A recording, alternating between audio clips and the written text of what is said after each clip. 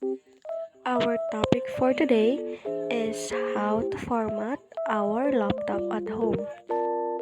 We all know each model of our laptops has a unique shortcut keys, either F2, F6, delete, and ESC. But since the laptop that I have used don't need to push any button because there's a shortcut button to access it. It is called One Key Rescue System, the shortcut button that I was talking about earlier. So before we start, first turn off our laptop, then wait for 2 minutes, then press the One Key Rescue System. After that, you'll see this button menu and press the BIOS setup. So dito naman, ang sunod natin gagawin ay itataas natin yung USB HDD kung saan naka-connected yung ating USB. Then itataas natin siya, gagawin natin siyang boot priority using F6 key. Diyan na makikita nyo sa baba na meron dyan mga shortcut keys or guide na kung ano mga dapat pindutin. And also dun sa gilid, sa right side ay makikita nyo yung instructions, then save and exit, saving change. After nun ay pipindutin natin yung yes, then install now, then magwe-wait tayo.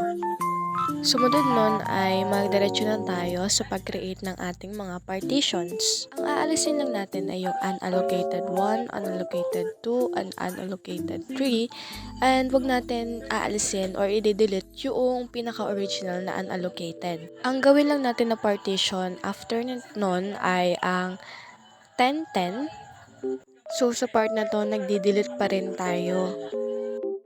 Yan, since isa na, ay pipindutin natin yung new, then makreate na tayo ng ating panibagong partition.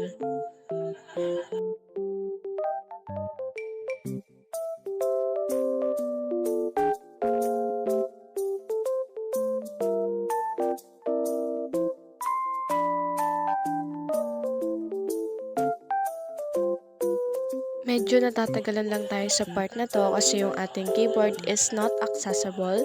So, kaya mano-mano lang tayo dyan. Ang gumamit lang ako dyan ng extra keyboard. Ayan, hindi lang siya kita dyan pero nandun na siya sa may baba. Since okay na ay pipindutin na natin yung word na apply.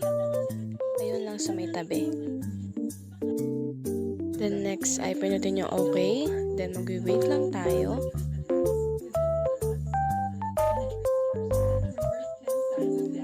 And ito na yung sunod. Hintayin na natin siyang set up.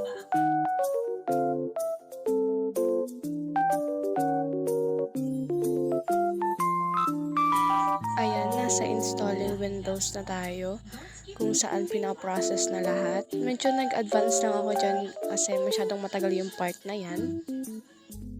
Hanggang sa ma-reach nyo yung level na ito. Ayan, makompleto nyo na lahat yung installing Windows. Then, okay na. That's all. Thank you.